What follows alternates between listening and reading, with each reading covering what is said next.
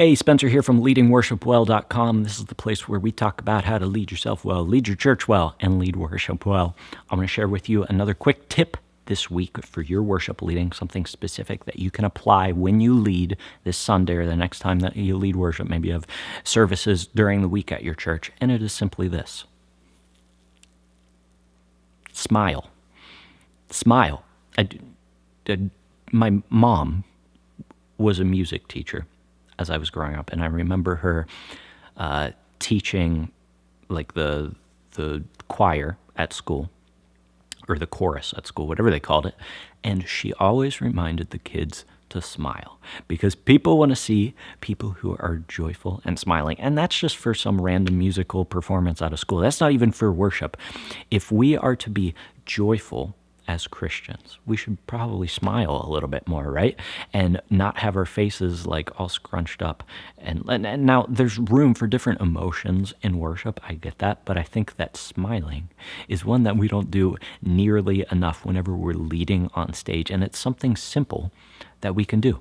Just go from this, where we're trying to remember the words that we're supposed to sing and the chords that we're supposed to be playing, to this, where we are happily singing the words of celebration in a song. Now, maybe that doesn't make sense for every song on your set list.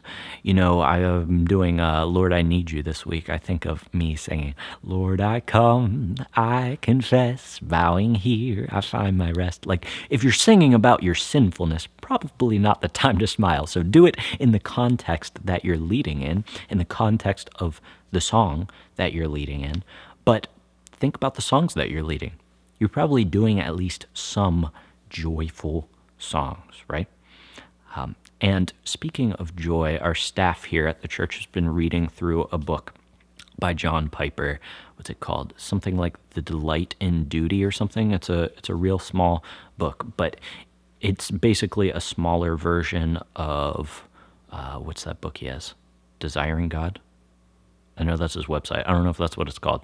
Whatever John Piper's most popular book is, where he talks about Christian hedonism and how it is our duty to delight in God, to find joy in God. That is what God commands us to do through his scripture. And so we should be doing that in worship and on Sunday morning. Just for ourselves, is we should be finding a way to delight in him, even when it's hard to do. But also just for the sake of communicating with your church. Do you want somebody leading you who looks like this? Good morning, church. Thanks for coming today. Would you please stand and worship with me?